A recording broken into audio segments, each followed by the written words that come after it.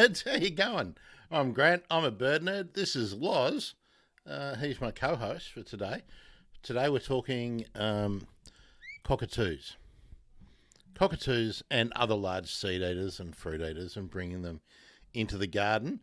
Now, I've been doing a lot of reading and there is a lot of information out there about cockatoos. Loz, by the way, has decided that he really likes my beard. And the little hairs up here too, by the way, on the sides. I'm not sure if a lot of the information that's out there is not just people regurgitating and reworking what's been put out there before. But I think the golden rules for attracting cockatoos, or let me look at the camera, would be good, are pretty simple. And we'll get into them in a minute. What I would like for you to do this morning, just we'll try and get into this habit, please. If you're in the comments, and Instagram, I'll let you know. I have to keep swapping out to look at your comments. If you're on Instagram, hello, good morning. I'm Grant. I'm a bird nerd. I will keep looking. I can see that, Glenn was... Oh, Instagram's a long way behind too, by the way. I could see Glenn was in there on Instagram. I'm hoping that Glenn has come across to Facebook. There was a glitch apparently this morning with Facebook, so hopefully everything is fine.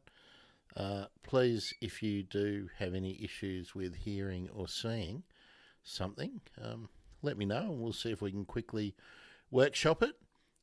We're off to Instagram, Twitter, Twitch, YouTube, and Facebook this morning.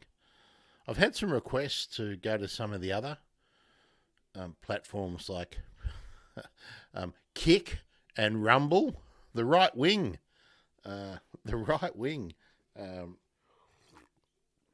You can't have caffeines. Caffeine's very bad for you. So come back over here.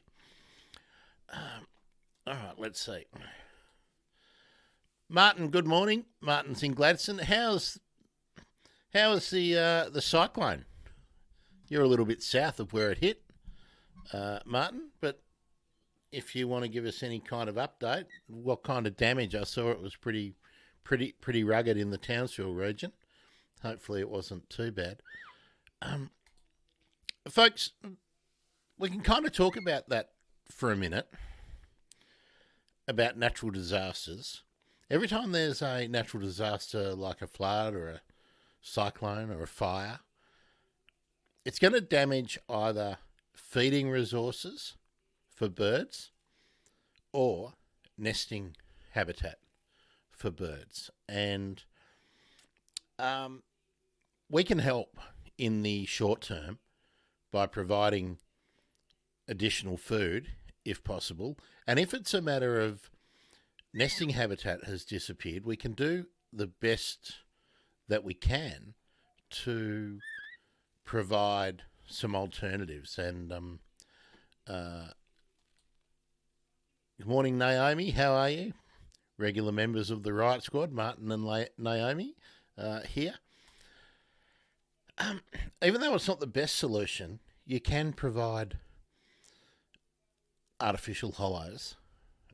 I have some guests coming up to talk further about that. I mean, we've covered in the bird emergency artificial hollows a lot, but it's something I'm going to keep going back to because there's always advances in what's available, and people are learning all the time about what birds will use what type of hollows. So we'll get more into that. Let's see, who else have we got on here? So I know Naomi's on Facebook, Martin's on YouTube. Hello, X, X/Twitter. Let us know where you are, what you're doing today. Martin says about the cyclone up in North Queensland. I like to call it South North Queensland or North Central Queensland. when you get to Townsville, it feels like it's a long way north, and it is. But there's an awful lot further north you can go. So, yeah, Queensland's a big state. Loz, do you want an update on Loz? What can I tell you? Loz is getting happier and noisier and chattier and more active by the day. So I'm sure that's got to do with the condition that he was in when he arrived. I'm sure he was, she, it was pretty out of condition.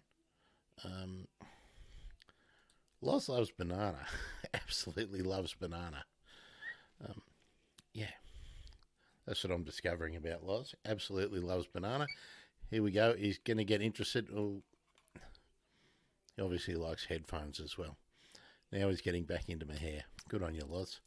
Look, if I give him my beard, he'll be right there. Oh, no, preening. Okay. I'm going to play a couple of videos. I haven't watched these yet, so this might be... this might be a worry. But one of them's from years ago. Where are we? YouTube. I've got to find the YouTube one. So this is a Burke's Backyard from 2015 about glossies. Let's go back, Don. Now,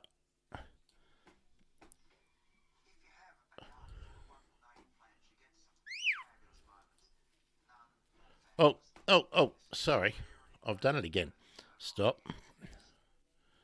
Come back. I've got him up there on full screen. Now I'll bring him in. Now, I'm not endorsing or condoning the alleged behaviour of Don Burke. What I will say about Don Burke, when I was a young and aspiring horticulturist, Don Burke's book on grevilleas got me really into horticulture, growing grevilleas, grafting grevilleas, selecting grevilleas. And I think, well, he was a pretty good horticulturist. I'm going to just go there. I'm not sure he was a really good bloke. But let's have a watch and a listen. This is about glossy black cockatoos, and one of the reasons I wanted to focus on cockatoos was to talk particularly about glossy black cockatoos and Carnaby's black cockatoo, because they're becoming increasingly rare and, you know, on the precipice when we're talking about Carnaby's, and increasingly gangs are under pressure. So we'll sort of focus on those three. Also, if you've got cockatoos at home coming into your garden or relatives' gardens or something, pop it in the comments. Let's talk about real-world experiences, and we'll go from there. But here's Don Burke. It's only a minute and a half, so... If you have a garden full of wonderful native plants, you get some fabulous moments. None more fabulous than this. This is a rare and endangered bird that is over my head. This is the glossy black cockatoo.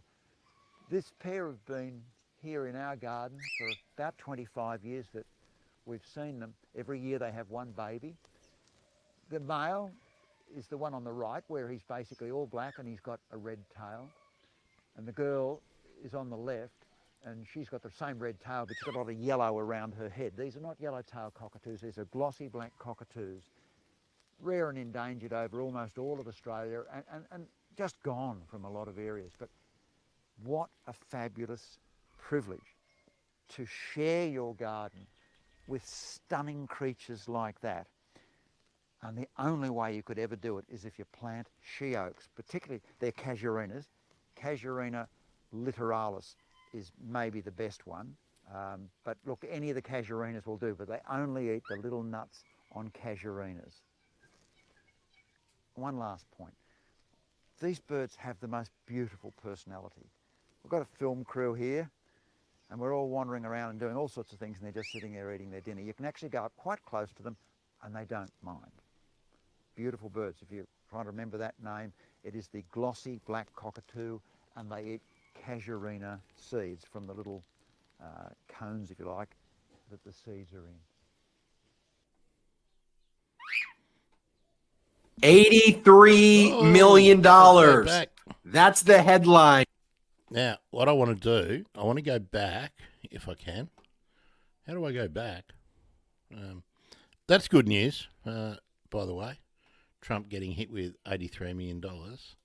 Let's go back to this one for a minute. If you have a And I'm garden going to full of freeze on a wonderful native plants, frame. you get some fabulous moments. Actually, here's a good None one. more fabulous. Can you see in the top right-hand corner, see this open Banksia? Shadow. Obviously, the neighbour's dog is out. That's Banksia roba, I believe. And you can see the cones there. That's another good one for some cockatoos. I used to have Banksia roba, and it likes wet spots. Shadow, quiet. Anyway, that was the point of pulling that frame up again. Let's pull that out.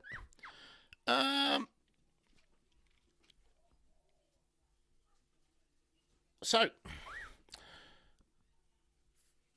Don Burke made one point that I really did want to hammer home. When we talk about bird attracting and habitat gardens, people always leap to grevilleas, banksias, the showy flowers. We need to remember that some of the plants that are not the rock stars of the horticultural world are the really important ones to be putting into your garden. Now, she oaks, generic term, and that was that littoralis? I think he was talking about the black she oak. There are many that are recommended for cockatoos. Torullosa, which is the rose she oak. Verticillata, glauca. Whatever is available in your nursery, I would say give it a go. She oaks are also an easy one to grow if you can procure the seed. So if your local Indigenous plant network or local Indigenous nursery has seed available, give it a go. They're really easy to strike. Very fine seed, so you do need to put a bit of protection like some vermiculite or perlite over the top when you've sown the seed, but they do strike readily and they're fairly fast growing. So if you have a fair bit of space, plant a grove. Don't plant one or two. Plant 10 or 12 close together. And if need be, you can thin them out later on. But give them an opportunity to grow as a copse, as a thicket, because she oaks need male and females. They're dioecious species or dioecious family. Some are very large, but again, you can manage them if they're getting too big. Start growing some more and then thin the really big ones. I mean, this is all about the right plant for the right place. But there are small she oaks that you can grow, and there's not a lot of literature about which cockatoos are eating which species. But give it a go. Now, Martin, comment. What's the one that is quite dense, tall, with a rounded top? Okay. Where was the farm, Martin? Oh, rounded top tends to... forest she oak, to me, I think is more of a pointy one. That's also the same. I think forest she oak is also a synonym for the rose she oak, which is tortuosa.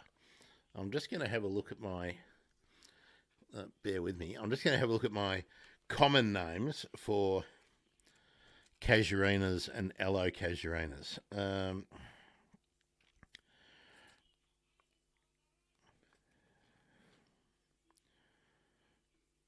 Okay, I'm not seeing. Oh, actually for Queensland, Equisetifolia is a really good one. That's a drooping one.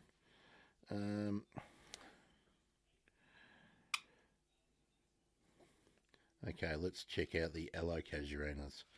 I'm not seeing a forest she oak. I'll look it up in the. So I try not to use common names unless I know that it's the only one. Okay, they're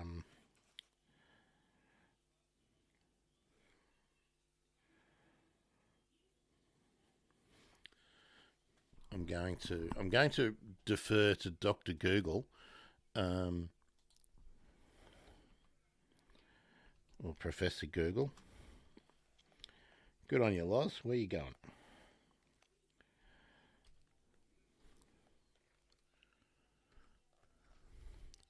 There we are.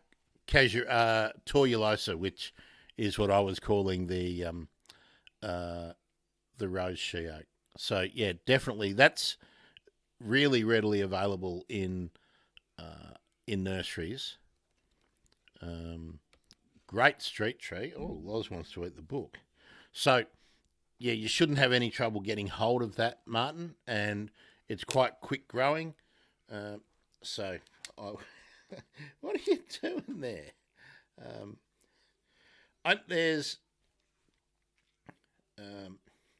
for inland, I would be going Casuarina cristata. That is a sort of drier country plant. Cunninghamiana is another one that you see in nurseries a lot. Tortuosa, you'll see stricta. Get closer to the mic, Grant. Glauca is a smaller one. That's why I would talk about that. Same with Humulus is another small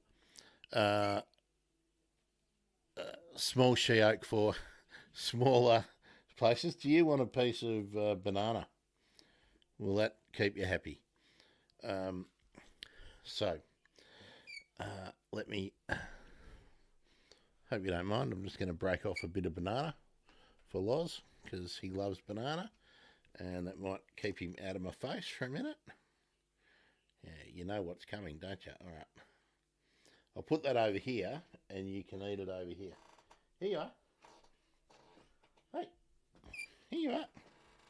Look, banana. There we are. So I've got a. So Loz is in luxury here. He's got a perch over here, on this side. I've got his cage over here, which has got eucalyptus blossom in it, and his little treat bar, and his apples, and his stuff. Everything else. Oh no, yeah. Of course, you only like the banana that I've got in my hand, don't you? All right, I'll put it here, and you can choose whether you want to go there. Okay. All right, where was I? Sorry, folks, getting distracted. By the way, let me know. Should I lose Loz as a co-host for these shows? Okay, Martin says, so just west of Maryborough. Must have been old. I've never seen one before. Okay, Martin, that I would say would probably be remnant, a remnant from the old days. But there's plenty of Casuarina or aloe Casuarina tortuosa out there in the nursery trade. So get onto that. But let's... now, what's this one? I'm going to play another YouTube. And this is about carnabies. And we'll...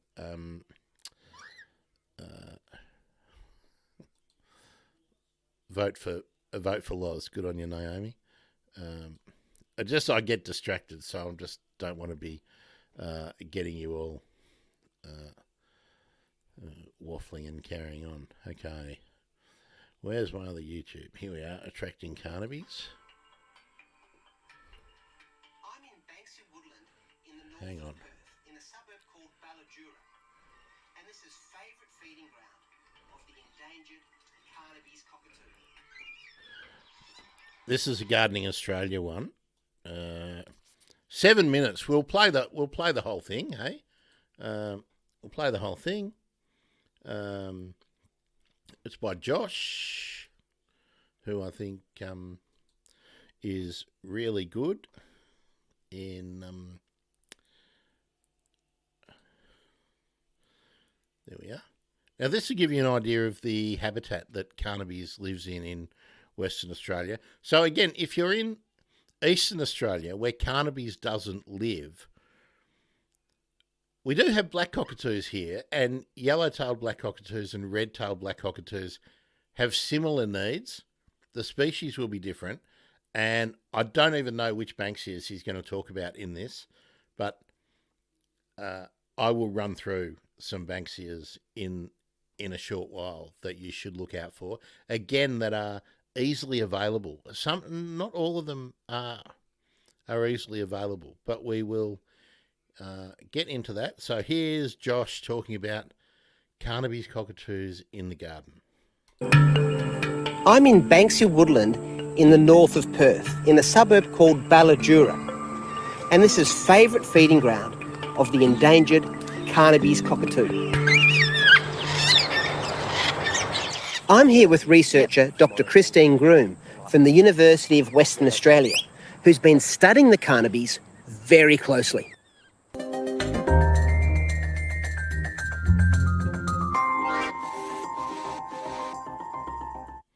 Hi, Carnaby's Fran. cockatoo is an endangered species. It's only found in the southwest of Western Australia, and it visits the Swan Coast Plain or the city of Perth during the non-breeding season. They're a clever bird.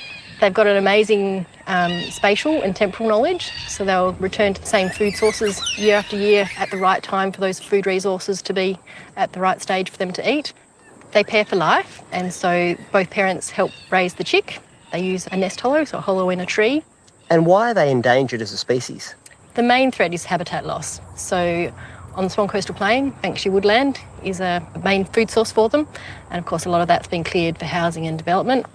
Where they breed in the inland areas is the wheat belt, and of course that's been cleared for cropping mostly. And tell us a bit about your research and what you were trying to better understand. So my project was looking at the urban landscape, and the main objective was figuring out how Carnaby's actually survive in the urban landscape so that we can better accommodate their needs into the future. My main method was to attach satellite tracking devices to their tail feathers, and then I had to follow them and take field observations of what they were feeding on, where they were roosting, where they were drinking, all those kind of things. What types of species do Carnaby's naturally feed on? They mostly feed on proteaceous species, so that's your Banksias and Hakeas. So bushland like this is really important to them. And any species in particular? Banksia menziesii, Banksia attenuata are two in particular. Favourites? Yeah, And so I guess it's absolutely critical that whatever remnant vegetation, particularly of the Banksia woodland, is left, that's kept and protected. absolutely. It's really, really important. And Banksia woodland is actually listed as a threatened ecological community as well. Josh, this is a really good example of Banksia attenuata, or the candlestick Banksia. So the Carnaby's use these for feeding on the nectar. You can see up there the cone there, they feed on the seeds out of that, and they also rip into the cones and all the branches to feed on grubs as well, and occasionally you'll see them feeding on the leaves. Okay, so really it's a year-round food source for sugars and protein and probably carbohydrates too. That's right, so the Banksias provide food throughout the year. Okay, which is why they're so critical for them. That's right, yep.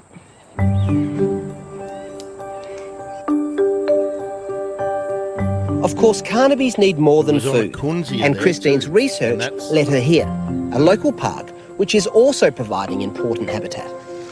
So through tracking my study birds, I showed that they used Banksia woodland like we've just been in, but they also need to drink. So this here is a lake they used, and they like to fly into an area and perch in the trees around, check out that it's safe to land and get down on the ground, because they're a big bird. They take a while to take off, so they need to make sure it's safe. They also need the sloping blank so that they can waddle down to actually take their drink and have a bath if they want to. Also, what we've got here, it's a big smooth bark eucalypts, which they like to roost in. So this is actually where they spend the night. They roost communally at night time. So that's interesting. That they're exotic species, i.e. they're not from Perth. They're typically eastern state ukes. That's right, yeah. There are several different species here, but they prefer those over local large eucalypts. That's what I found, actually, yeah. So exotic smooth bark eucalypts, so Eucalyptus grandis, Eucalyptus citriodora, so the lemon-scented gum. Yeah. They love those. They also use pine trees as well. Just down the path there's actually a recreation oval which has got some exotic tall smooth bark eucalypts that the cockatoos love to roost in.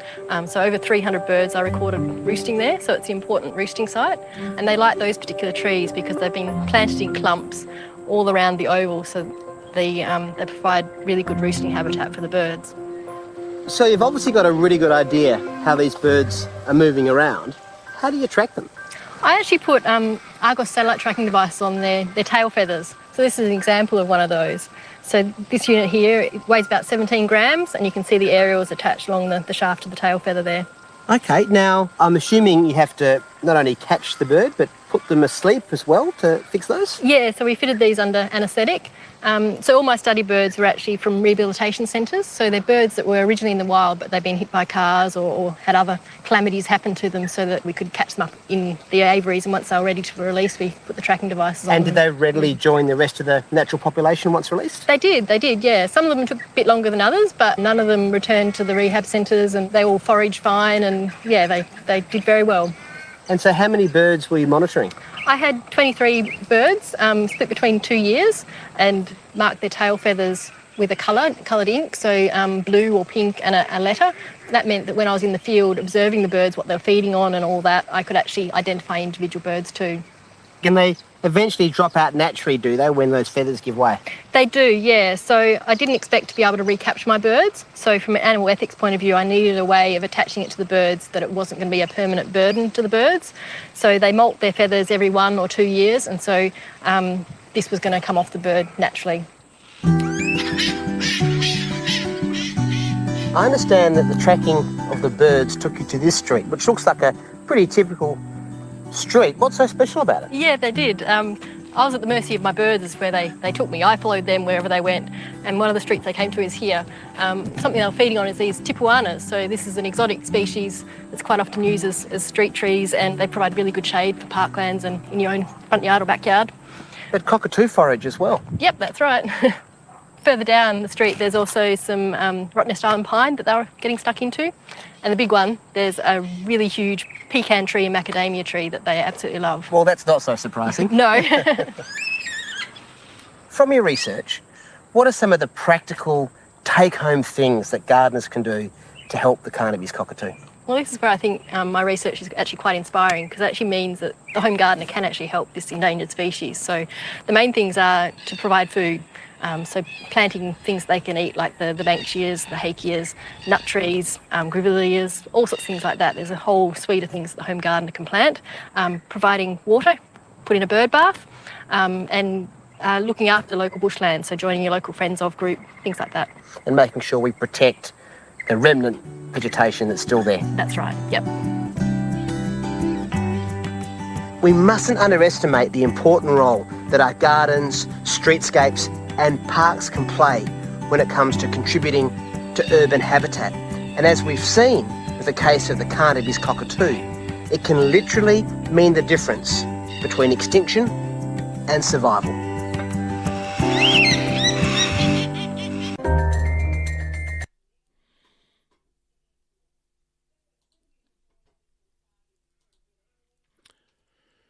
Really useful. That was, I hadn't seen that before. Oh, Loz, you're throwing your banana at me. Sorry. Here, have it there. Really useful. Now, Banksia attenuata fills the kind of role that Banksia serrata, there we are. It's Astraquee? I don't know. You can correct me on the pronunciation. How are you? Nice to see you. This is Loz. Loz is my co-host. And Loz turned up here on New Year's Eve and just turned up out the front and been looking after him ever since. He's now the co-host, or he or she, until the DNA testing is done. I do not know whether it's a he or a she, but a rainbow lorikeet. Loz, I don't want mushy banana on my shirt. Thank you. Okay, so Banksia serrata and any of the Pinky, how are you? Welcome to the Riot Squad. I'll tell you why it's the Riot Squad. I'll bore everyone else who's heard this before. The collective noun for a group of kookaburras is a riot, the same as a parliament is a group of owls. And the regular commenters are the Riot Squad. So welcome. Nice to have you here. Especially on Twitch. I love Twitch, but we don't get many comments from Twitch apart from stupid ones. We get lots of stupid stuff from Twitch. Okay. Let's get back into where I was going. So one of the I did notice a couple of things in that story that we can draw out to apply to all of the country. They talked about macadamia nuts, okay, and pecan nuts in the garden. Well, anything big and nut-like. Over here in Melbourne, there's a plant in the Botanic Gardens called Floydia. The Floydia is a very close relative of the macadamia, and the macadamia is in the Proteaceae family, which includes Banksias, Grevilleas, Hakeas, Proteas, whatnot. So you get, there's that cool bubble. That's got to be from, is that from Twitch?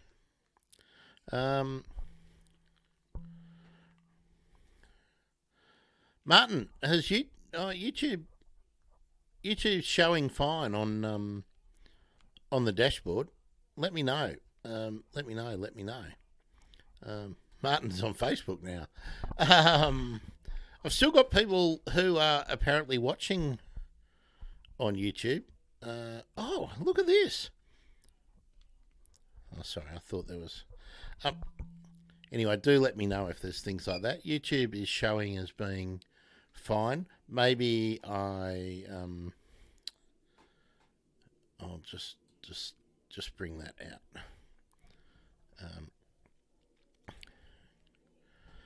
All right, let's get back to what I was saying. You can plant all sorts of things like macadamias, Floydias, any large nuts, Brazil nuts, almonds, anything like that will bring cockatoos in because they love those fleshy, high-value foods.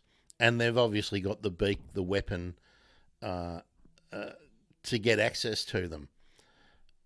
What I would say, if you're going to plant something like an almond, just be prepared for lots of birds to turn up and take all your almonds.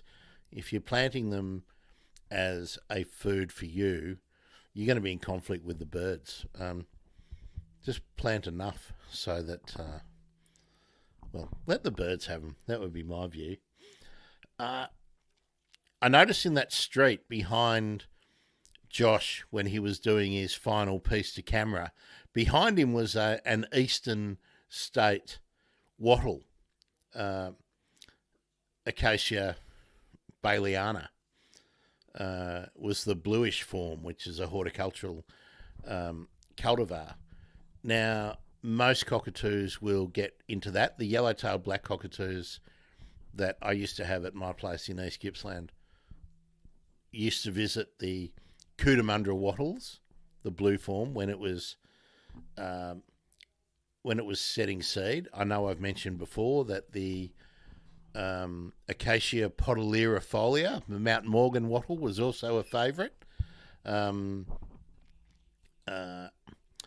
Naomi, you've seen the yellowtail black cockatoos on candlestick banksias here. Seen glossy black eating casuarina with a very big cone. Plant almonds, macadamias, and figs. Yes, I do love figs. That's a very good suggestion. The two banksias that Josh mentioned, attenuata, which is the candlestick banksia, that's a very big tree. If you don't have a lot of big space, there are a couple of sort of equivalents, West Australians equivalents, and I would say Banksia praemorsa would be the first one I would go for. Big yellow cone. It's a terminal cone, so the more you prune the plant, so if you bring, every time it throws off a shoot, go to maybe the second or third bud and prune it again, and then it will throw more. And on each one of those terminal spikes, that's where you'll get a flower. And so many of the Banksias are like that. Banksia menziesii was the other one they showed. Now, menziesii is a really beautiful looking Banksia. Grows in the eastern states about 4 metres is sort of average. But there's equivalents to that that will grow well here. Hi, Janice. I'm just very interested. I think now that he's had a bit of a high energy chew with the Banksy, he'll be asleep in a moment. This is what I don't know if all lorikeets do this, but Loz eats like crazy, goes to sleep for half an hour, and then eats like crazy, goes to sleep for half an hour. Lorikeets, if you give them so much of the wet food, like the syrupy, nectary liquid, they're very messy, but they can get the same food value if you dust the fruit. The fruits that I'm giving him with the balanced lorikeet mix. It's far less messy, so that's what I'm doing. I'm rotating what he gets so he's not bored. But his favourite is still the Granny Smith apple. Granny Smith apple and banana are still his favourites. And pear, but he'll take a Granny Smith over a pear any day. I noticed that the Carnabies were also hoeing into a plant that Josh didn't mention. But this is where you can always find substitutes for the garden. Kunzia baxteri was there. Now has a big red showy bottle brush type flower, but sets woody knobby seeds like the callistemons do along the branch.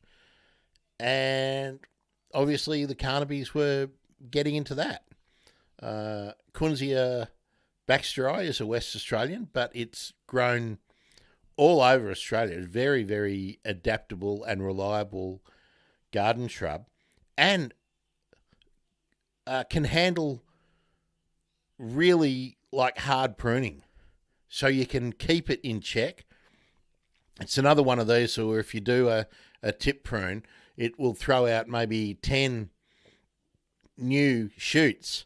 So you can thin it out, and the flowers appear on last season's wood. So just as the wood hardens, that's where the flowers will appear. So regular tip pruning gives you more flowers. That's a fun bit of horticulture, is how you can encourage plants to give you what you want. Have I got any coffee left? No, finished. Might have to have an intermission. I feel like I'm going to need to have another coffee. Look, Loz is just about to hit the sack again, I think. What else did I want to say about these plants? Oh, other plants that cockatoos tend to love that are often ignored are any of the hakeas. Martin makes a very good point. I will say most grevilleas do really well with a prune. Some like regular tip prunes. Some like a really severe prune. Maybe every 2 or 3 years.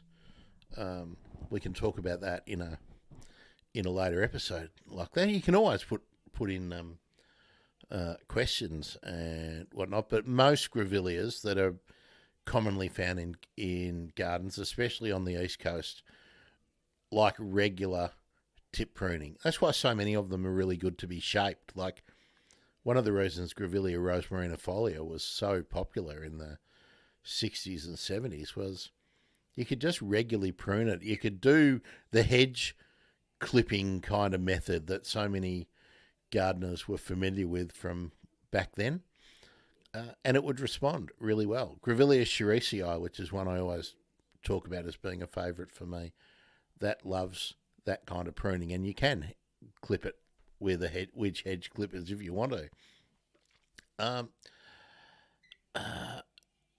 Any of the hakeas with nice woody fruits, cockatoos will tend to be attracted to. And the researcher there made the point that cockatoos have really good geospatial awareness. So once they have got a mind map of an area and they know what's available, they keep returning.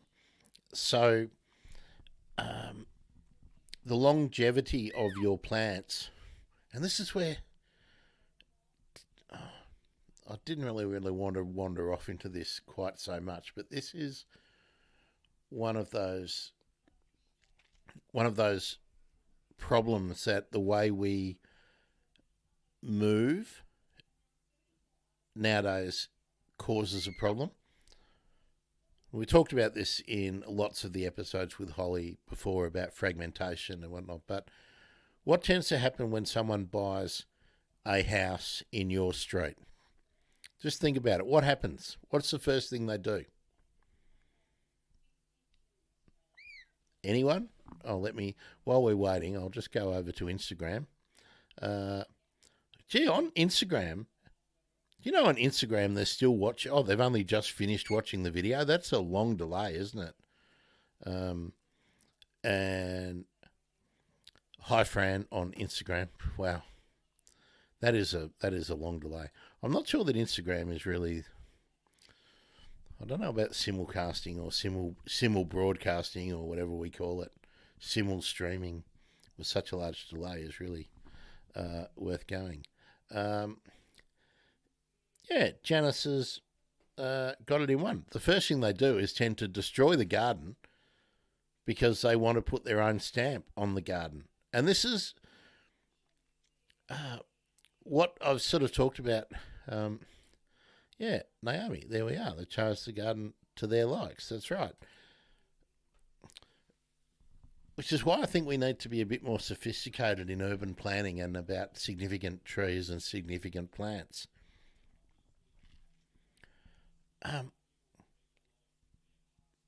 So I don't know.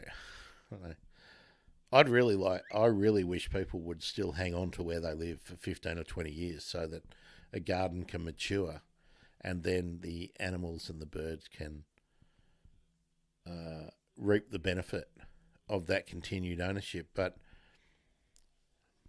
we've got an economic system in Australia which is really bound to people buying and selling property. Their wealth and their growth in wealth seems to be tied to ever increasing the type of property they own.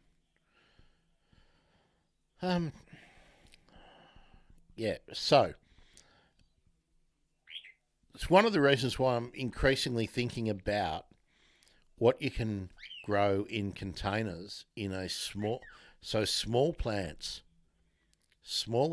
that can have positive benefits for wildlife species. But there was a key point in that that video from Gardening Australia about one that the cockatoos need large trees. And we talked about this, was it last week or the week before, where I talked about how they need like a sentinel post. And often you see it as being dead trees where they can alight and they can look around and they can scout out the area. But those carnabies in Perth are roosting in non-native or non-indigenous plants, not West Australia, not Perth local species. And although it was only one little part of that conversation where they talked about the birds preferring that species, I would contend that the birds don't give a stuff about the species. I think it's about the size of the tree and the location, the situation of the tree. I think that's what the birds are picking. I don't think they're going, oh, that's a, whichever, that's a eucalyptus or a Carimbia citriodora. We'll go and roost in that. I think it is more about where that plant is situated in the landscape and what it offers the birds because of where it is. That's why we grizzle so much about people taking large trees out of gardens when they buy a property. I mean, this street was changed forever when a couple of large eucalypts and large lily pillies and Grevillea robustus, silky oaks, were removed. The bottom end of the street now has nowhere for large birds to land and have a look around. So consequently, I'm just not seeing them down there. Martin says, spent 9 years planting trees on an old farm. Really encouraged the planting of casuarinas. Yeah, casuarinas are great because they grow fast. I would also say hakeas often grow fast. Melaleucas often grow fast. And you can plant some fast growing. Well, maybe that's a topic for maybe the next one will be really fast growing plants to build a backbone, a structure for your garden. 3 metres growth in 18 months. Yeah, I reckon that's about average. And yeah, they're shelter trees for other trees. That is where I just mentioned hakeas. Wattles are the next really important group of plants that you want to consider because of this issue that Martin has just mentioned. Often wattles are very quick growing, especially when you talk about black wattle, silver wattle. They can get up really. What are we talking about? Mearnsii, Acacia mearnsii, Acacia dealbata. They're going to be different varieties in the West, or different species in the West, but often they will be quite what I would call a light tree. Like they're quite quick growing, slim, slender, spindly, but they do offer some protection for everything below as they're coming through. And that means they can be easily thinned out if you need to. So I would really encourage growing them. All of the seed-eating plants love wattle seeds. And then you can plant sort of slower growing, more robust wattle tree species if you want. But then you've got all of the shrub wattles that you can also plant. And there's so many. I really don't like mentioning any of the species names because all you need to do is go to your nursery and see what they've got, or look on online catalogues and see what's available. Part of the problem with doing this kind of spot is we're trying to talk about everywhere, so I've got to talk in concept. We've got to talk in the role the role that species plays in the garden or that variety plays in the garden, rather than saying get this type of Banksia or Grevillea or whatever.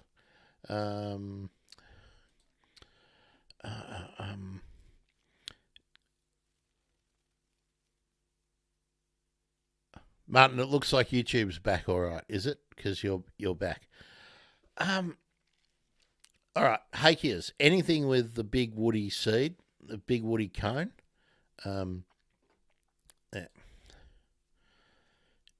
Yeah. Casuarinas, wattles, they will handle those exposed rough spots. I don't know where you were back then, Martin, but I can say that the Acacia podalirifolia is a great colonising plant for exposed sites. It's often used in mine rehabilitation. There's so many of them. Let's see. Where am I now? Mentioned a few of the Banksias. I think any Banksia with large woody fruits will bring in cockatoos. On the east coast, you've got Banksia integrifolia, you've got Banksia serrata. Going further north, the Hinchinbrook Banksias. There's just lots and lots that you can get into. Now I want to throw it open to you to tell me what cockatoos are you getting in your garden, or what cockatoos do you want to get in your garden, and you're going to need to tell me where you are or what you have done, and let's see if we can workshop some of those issues while Loz has a bit of a nap. Now, Naomi, thank you for preempting this. Now, in that ABC video, there was a note about that sometimes particular plants are an environmental weed in your area. Wattles, particularly because they are so good at colonising areas, may become an environmental weed. And in fact, anything might become an environmental weed. I mean, lantana is a beautiful garden shrub, right? But obviously shouldn't have been grown in some areas. Some of the leptospermums can get out of hand. I might note too, leptospermum or tea trees often bring in cockatoos too.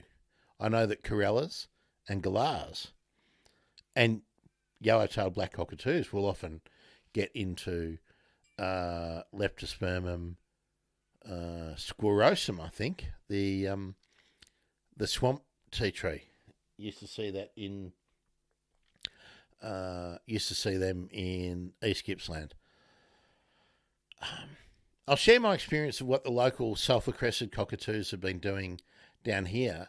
The street trees, the really large street trees around this park, I think are Eucalyptus botryoides. And it's not a local eucalypt, but when it has finished its flowering, which is now, and I think it's shedding the seed from last year.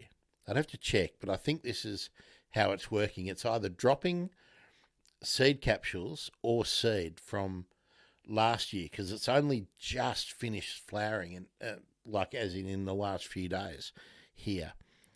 But for the last few weeks, the cockatoos have been below these real big mature eucalypts and foraging on the ground. They're not in the park ripping up roots, which is what they'll often do at other times of the year. They're foraging on the ground and picking up small gum nuts, seed capsules, and chewing on them. Each gum nut, seed capsule, is packed full of tiny little eucalypt seeds, but they gorge on them.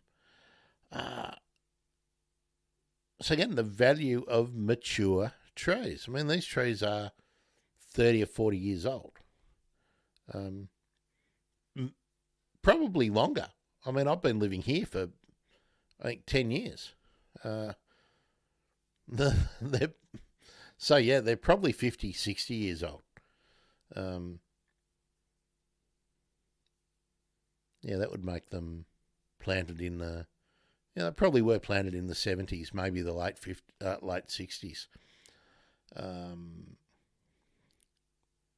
Probably 70s would be my guess.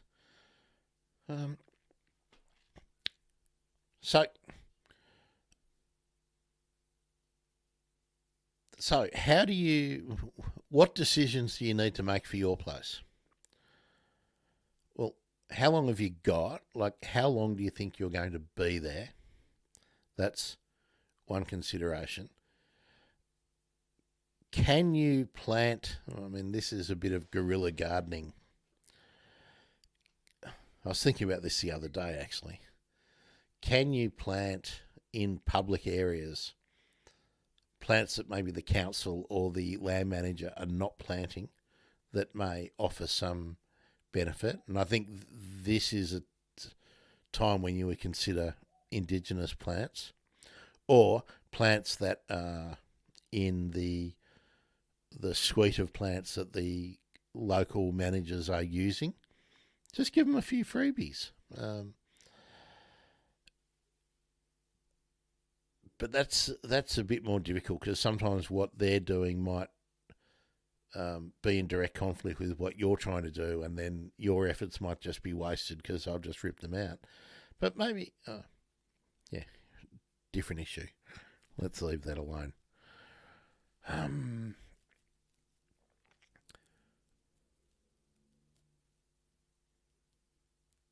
Can you? Well, I was hoping more of you would be talking about. Oh, here we go. Naomi's got something in about what she's seen. This is what I was hoping we'd get. Seeing gangangs feeding on wattle seeds and cotoneasters. Yeah, look, cotoneasters and hawthorns are really popular with gangangs. I know in eastern Melbourne, cotoneasters and hawthorn bushes are major food sources for gangangs when they are flowering, when they are setting fruits. And sulphur-crested cockatoos on elms and pines. They will eat them. I mean, I see rainbow lorikeets and I've seen the corellas here on the immature cones of a number of decorative cypress and junipers, all sorts of conifers. Now, cockatoos are smart and they're adaptable. And if that's what is there, that's what they will eat. Think about what gangangs and other cockatoos and parrots that love cotoneasters would have eaten and hawthorns in the past. And my thoughts would be things like solanum, like the kangaroo apple, billardieri, a little light climber, glycine climber, that has little fruits. Solanums, the kangaroo apples, a lot of varieties that you can find, indigenous, quick growing, love to grow after fire. They spring up everywhere. I would probably think that even these things like Canedias and Hardenbergias, even though they're a different kind of seeding plant, I'm sure they offer some value. I've seen cockatoos on all sorts of asteraceae and the noon flower, like the pig face on the on where it's being used as erosion control on slopes.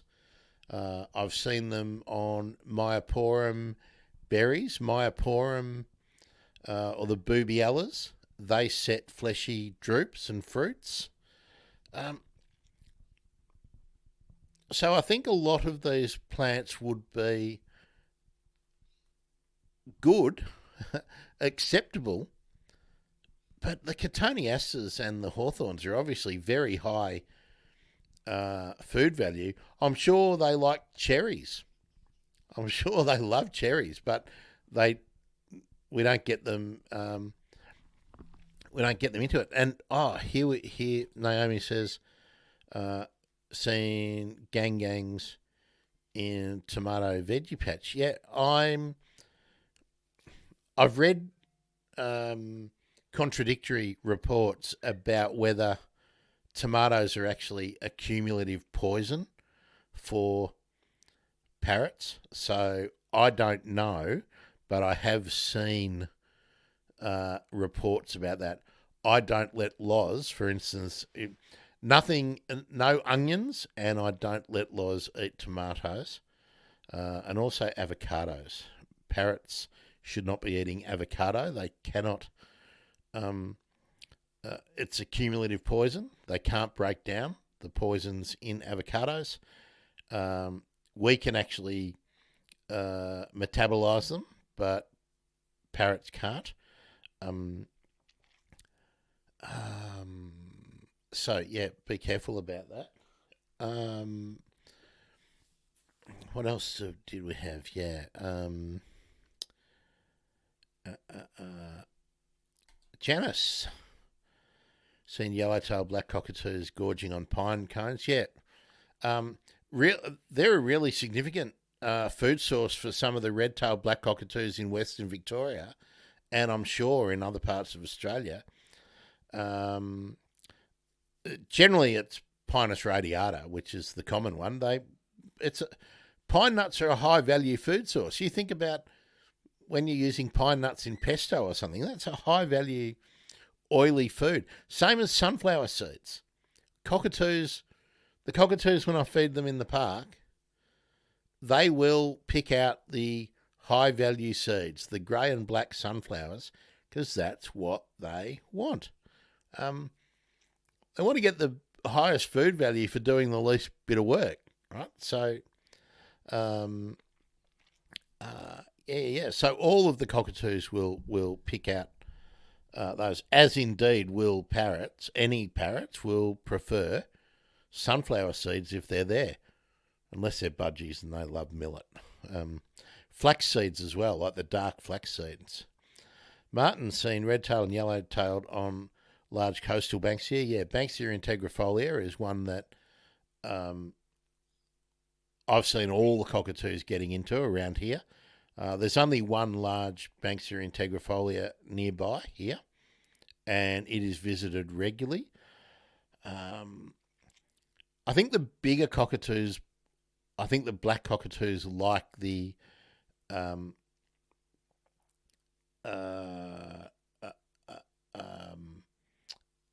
serrata. They're much harder for the smaller cockatoos to get into. Let's see, acacias and casuarinas. Yeah, Martin, I would agree. I don't often see sulphur-crested cockatoos ripping into any of those.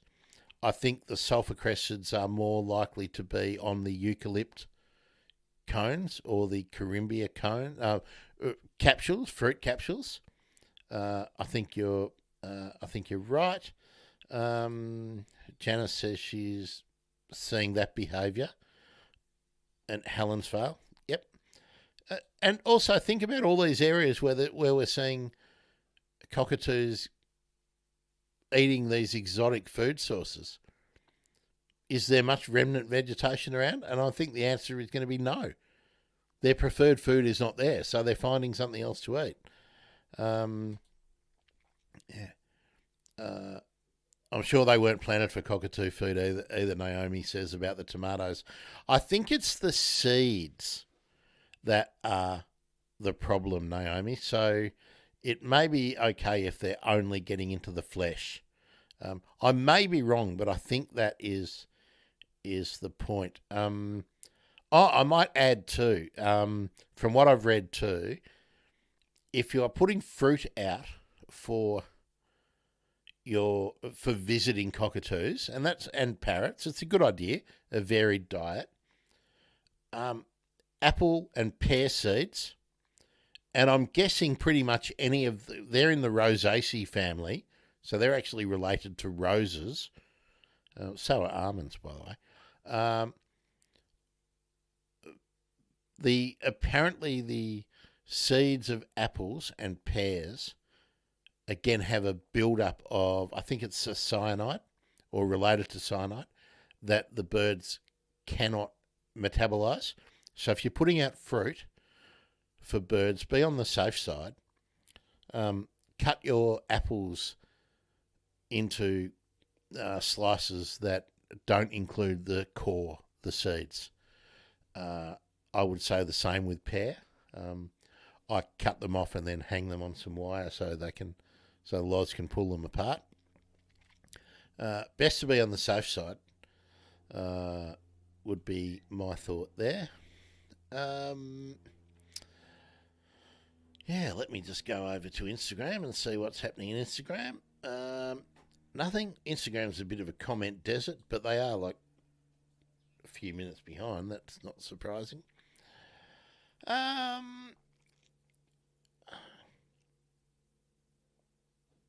Let me ask you, are any of you doing anything particularly for cockatoos / large parrots? And if not, are you thinking about doing it? I'm currently not feeding the cockatoos around here because I don't think they require it. I think when the large eucalypts around here have sort of finished, I'll assess it again. Now, what's Naomi got to say here? There's remnant bush around, but the flowering plants can be guarded by New Holland honeyeater, little and red wattlebirds, and seen the sulphur cresteds eating the ornamental plums and cherries. Yeah, well, they love. Again, it's high value food, high in sugar. It was interesting to see, wasn't it, that Josh in the ABC thing talked about the cockatoos getting into Banksias and eating the flowers, and I've seen that too. I've seen them pulling apart flower cones just to get into the nectar. Something else I read about gangs, and I don't have gangs here, so I can't say I've ever seen this, but apparently they love eating the larva of sawflies. Now, you know, the Spitfires that, I haven't seen for years, but I remember when I was younger, you'd see the sort of black caterpillars hanging in groups on the edge of eucalypt branches. They would, apparently that's something that gangs love. Let me know if that's something that you have seen. Martin, with the spaces you've got,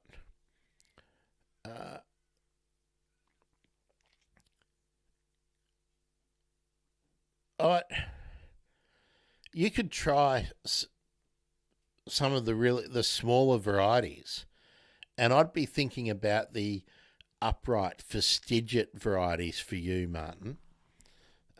And there are some Banksias that I think you could try. Praemorsa would be one. There's also a fastigiata variety of Banksia integrifolia, and I think of serrata.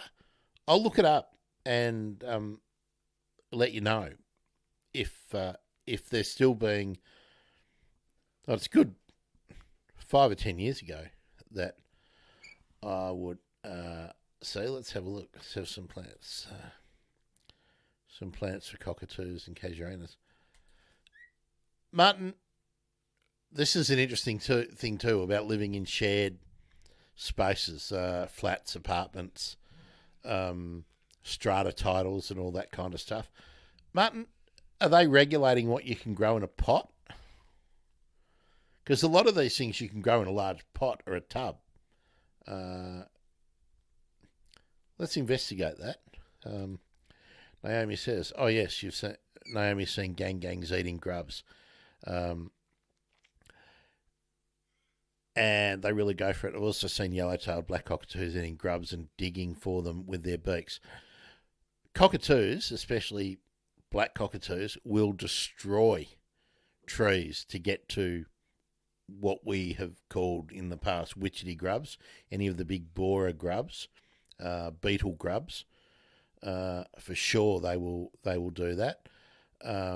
Sulphur cressids will get into that. Oh, here's an interesting one. I was going to talk about cockatoos, sulphur crested cockatoos particularly, that got a taste for some softwoods that are used in building products and ripping window frames and balconies and wood cladding apart. And I think if they get a taste for something, you can't dissuade them. Best thing to do is give them something better to eat, I would be thinking. Now, Janice, what have you got for us here? I've seen sulphur-crested cockatoos going nuts over the large white bloom coming out of the agave. I've got no doubt that I'm not sure which agave it is. There's lots of agaves around here, and I haven't seen any of the cockatoos or even any of the parrots attacking the agave flower spikes here. But I would imagine that if they'd learned that they were good tucker, they would get into it. I can't see why not. I've seen galahs that were coming into a garden of someone I knew who also had lots of hanging baskets of zygocactus. They used to get into the zygocactus just as they flowered. They would eat the flowers. So they're adaptable foragers, no doubt about it.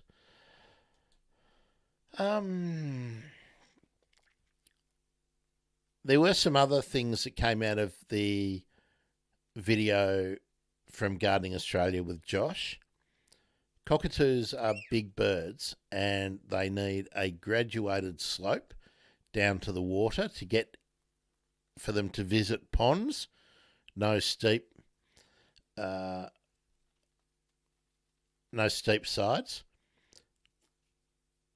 Bird baths are a really good option, but they do need to visit a water source at least once a day. Probably twice a day, but I'm pretty sure when they do their morning drinking, many people don't see them.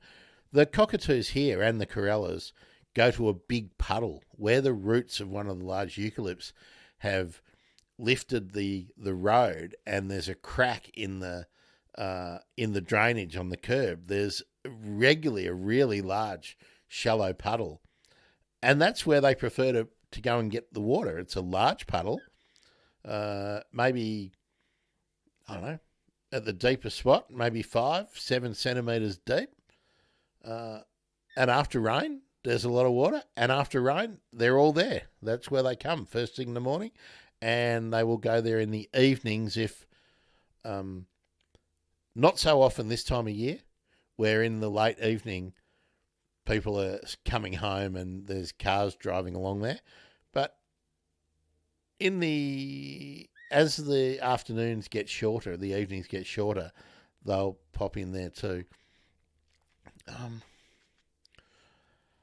What else would you like to talk about? We didn't even get talking about nest boxes and things like that, because I think the first thing is you need to get the cockatoos need to learn that there will be food, and if you start feeding, you've got to keep feeding. If you break the habit, they will learn for somewhere else, and they will just learn somewhere else and go there. Naomi has seen gangs dinking on a bike. No, I know, just left out a thing. Drinking from a puddle in preference for a running stream. Yeah, I think birds prefer still water to running water. Yeah, and early in the morning. Yeah, they come out early before they go off foraging for food. It's pretty much the first thing they do. They wake up, they socialise, they go and get water, and then they go feeding and socialising.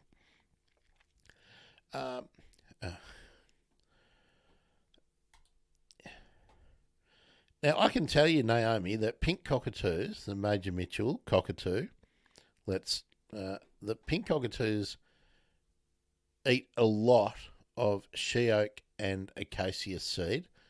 I'm going to just Google that.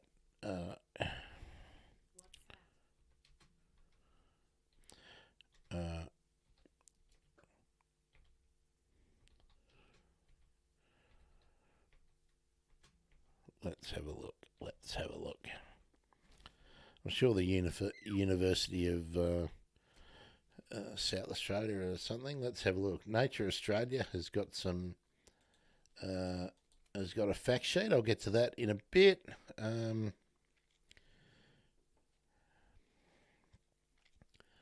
Very generic.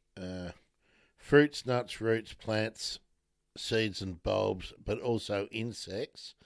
Here we are. There's a couple that I think are going to be useful. Let's have a look. Let's have a look at what Mallee Conservation. Is that Mallee Conservation? This one.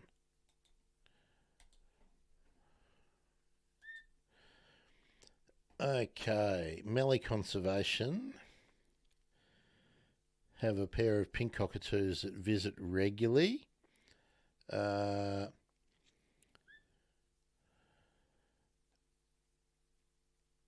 In winter 2021, for the first time on our property, we saw a huge mob of 53 birds. It was actually a mob of 29, followed by a mob of 24 a few minutes later. They were cruising around and checking out our native pine trees. Okay, the native pine is Calitris. So, let's see what they say.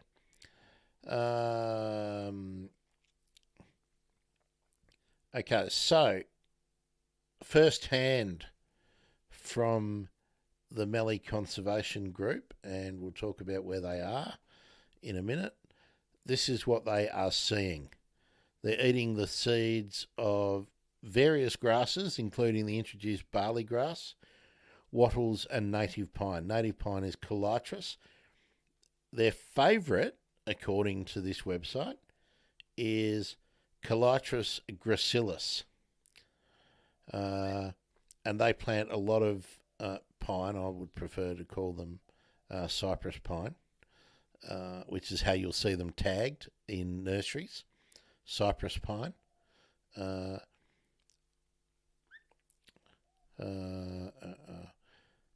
It also will, over time, provide nesting hollows. Now, here's something. I don't know if you've ever watched any of the panel discussions where we've talked about hollows. Here we are. Mallee Conservation are playing the long game. Pairs of pink cockatoos prefer their hollows in pine trees or native pine, Calitris gracilis, that are about 170 years old. That is indeed the long game. I'm going to share this. I'll share this because there's a good photo here. Bear with me. Share screen.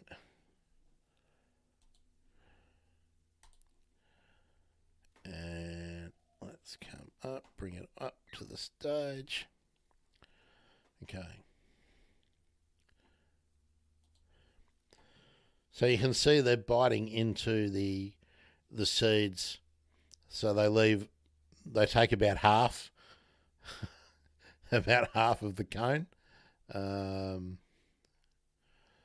So these are shots from Mallee Conservation. Let's have a look at the YouTube video that they've got.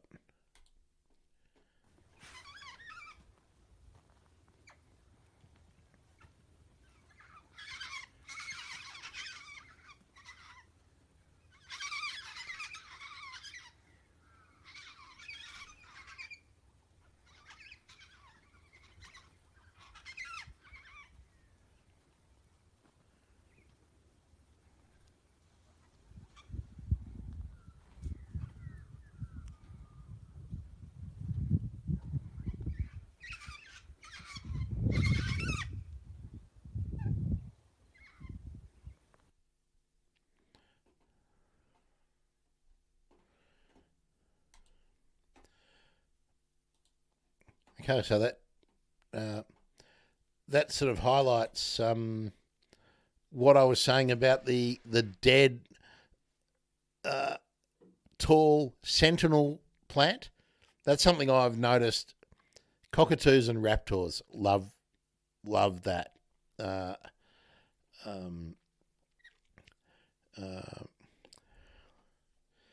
So there we are. Calitris, what was it? Gracilis, wasn't it?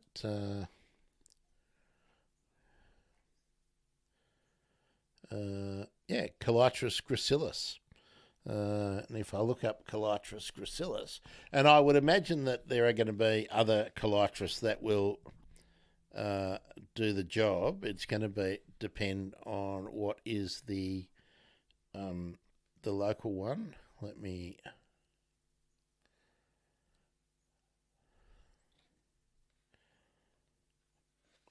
Let me put the glasses on so that I can actually read the fine print in my favourite little ready recna. Calitris gracilis is actually not in. It's not actually in this book.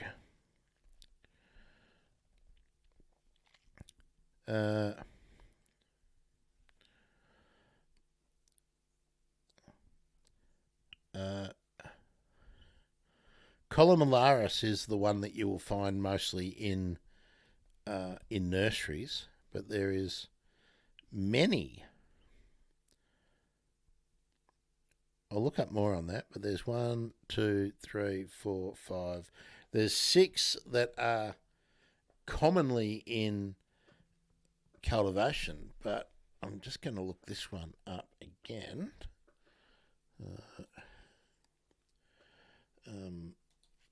And see if it's in any nursery catalogues.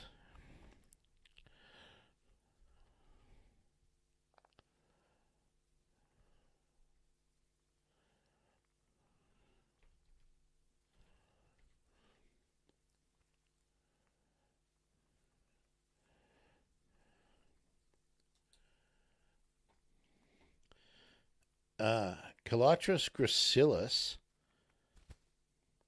is known as the slender cypress pine, and I'm seeing it being a synonym with Calitris presii, the southern cypress pine, which looks to be native pine that occurs naturally in most states in Victoria. So it's a mallee pine. So yeah, I think if you're looking for gracilis or presii, it's the same plant.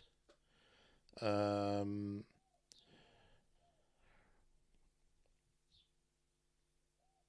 available as tube stock. I'm seeing it so as Calitris gracilis in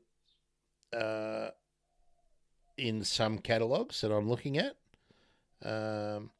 Slender cypress pine. There's a subspecies for New South Wales and Victoria Murray region, subspecies murrayensis.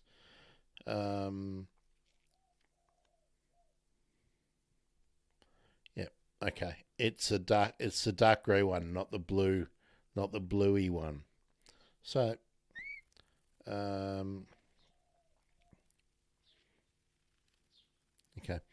very, very, very available. So I won't share all of those. Cypress pine was indeed used for timber, a very, very common inland timber. You'll find a lot of bridges and a lot of... Hello, Yonachi. Yeah, I'm thinking Yonachi is who is there on Instagram. I don't know whether they're still there. Yeah, a lot of bridges, a lot of reclaimed timber, cypress pine, a lot of fence posts. You think a lot of this habitat is now just fence posts around southeastern and inland Australia. Crazy to think. And it's a very hard and durable timber. So a lot of housing stumps were calitris pine, native cypress pine. So yeah. Okay, folks, we've gone a bit longer than I expected we would. So let's recap. If you're lucky enough to have pink cockatoos in your area, go and get some calitris and plant calitris wherever you can. On the other hand, if you're looking at most of the other cockatoos, you can't go wrong with your local she oak, but Casuarina or Allocasuarina tortuosa, littoralis, stricta, verticillata, and stricta, and glauca. Well, there's another one. They would be the ones that I would be looking for and plant them. They're quick growing, and you can grow them in combination with quick growing quick growing acacias, and they will flower and set seed at different times, and go for it there. Then Hakea and Banksias for Carnabies and other black cockatoos. Well, for glossies, you've got to have Casuarinas. For yellowtail, black and Carnabies, Banksia attenuata, Banksia menziesii were the two that were specially mentioned.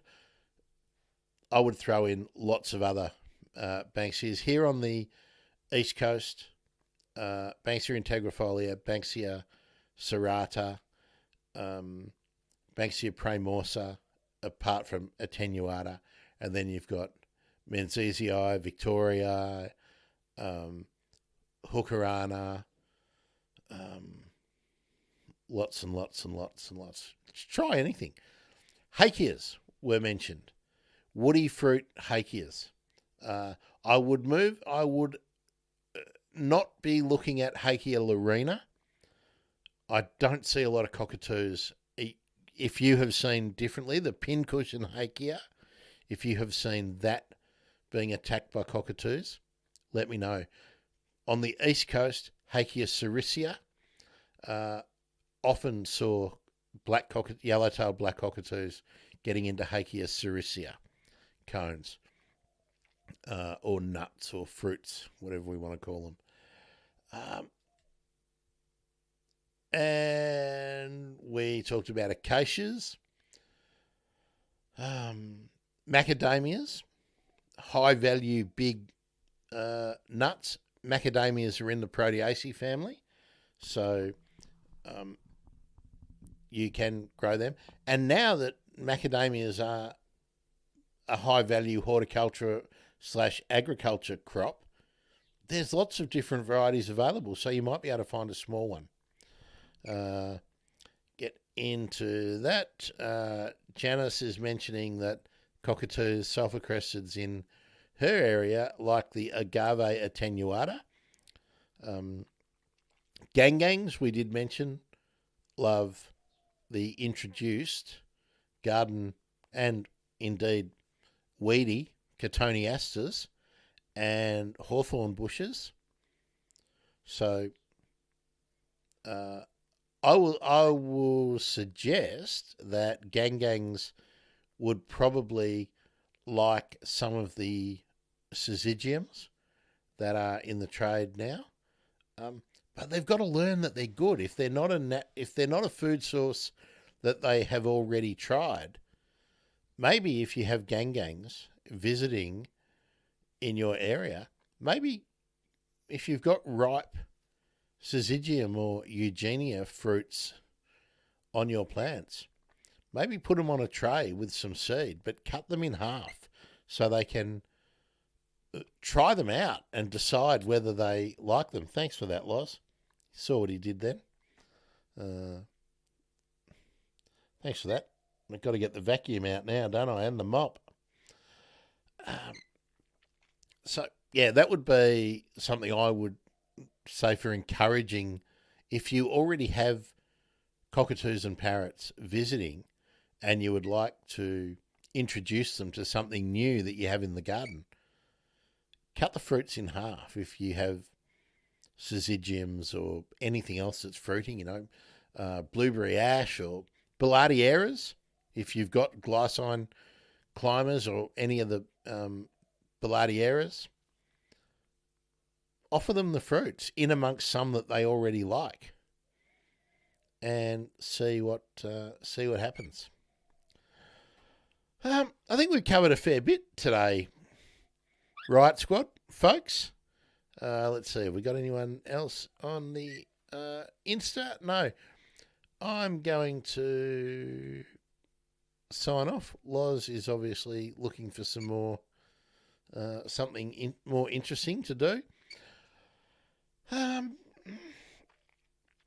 What will we do next time, folks? I emailed a couple of people about hollows. I do want to get an update on where the technology for hollows is, and I've reached out to a couple of people who build and market nest boxes and see if we can get an update on that. Naomi, thank you for the kind words. I'm glad you found it a useful. I was a bit unsure about how to approach it. I would encourage you to look out if there are local groups that have information out for your area about what plants the cockatoos like. I would be just a little bit skeptical of those that are being very generic. I mean, as we just found from Mallee Conservation, I just want to see where I'll just read a bit more about them.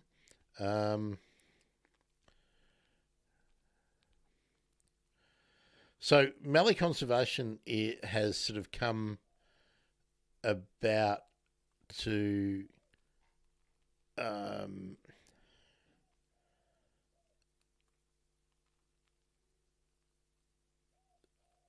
think it's on one, it looks like private land, 1 or 2 properties, but it's about keeping or restoring habitat essentially for the regent parrot.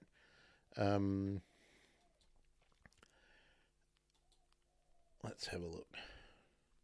Just waiting for it to crop up. Fiona, Phil and Emily, obviously a family.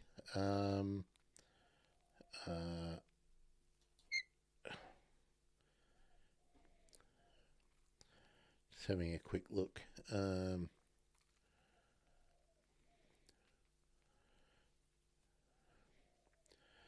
Yeah, I'm definitely going to have to get them on to talk. Would be good, wouldn't it?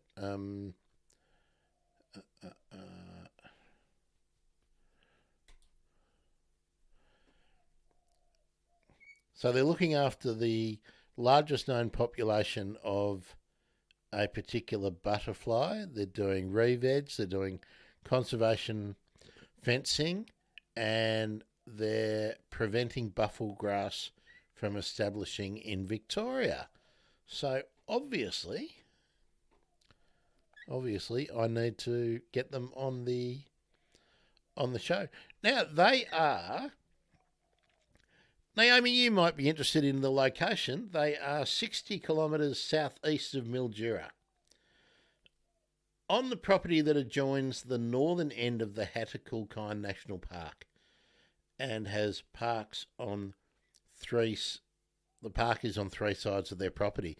Now, I've got to say, I've got a real soft spot for Hattakulkine National Park.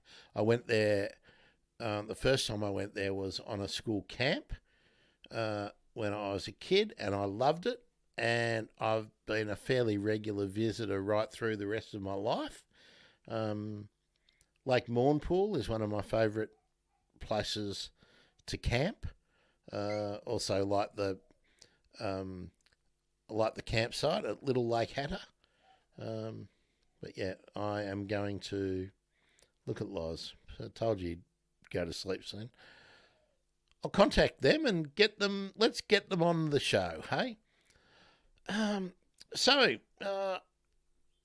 Thanks Naomi and Janice for the Facebook love. Thanks for everyone, X, YouTube, Twitter, Twitch. That was nice to have someone from Twitch on today, and Facebook and Instagram. But I've got to say, I wish Instagram would make it easier and I could bring the comments in easier and everything. But yeah, anyway, goodbye, Instagram. You're going first. Instagram is gone. We'll just cancel Instagram. I need some more followers on Instagram, by the way. If you are not following, if you're not subscribed on YouTube, please go and subscribe on YouTube. That's the big aim for this year, to build up the YouTube following and to make it something a bit more useful. I'll let you know too, we had some talk about captive birds during the week. There's going to be a new offshoot of the Bird Emergency talking about bird husbandry from my point of view, and I'm going to interview people who have birds and talk about keeping birds and try and turn it into something a bit conservation-y and see if we can put a different spin on how that community thinks about birds. There we are. Loz is back into my beard. Good on you, Loz. That's it, folks. See you on Monday at around midday for Monday with me. I can't remember what I said we'd talk about, but it's going to be a bit more of a news roundup, looking for some more good news, but also some of the really important bad news stories that I've found. Yeah. Wow, I could just hear someone's phone ringing. Wasn't mine, was it? No. All right, folks. Monday. See you then. And I'll think about what we're going to do next week. And, of course, Saturday morning next week, 9:30 a.m. Eastern Daylight Time, we'll do habitat gardening. Again, we might talk about... How about we talk about pigeons and doves? What do you think of that? Pigeons and doves, getting them in the garden and what things that they need to feel comfortable.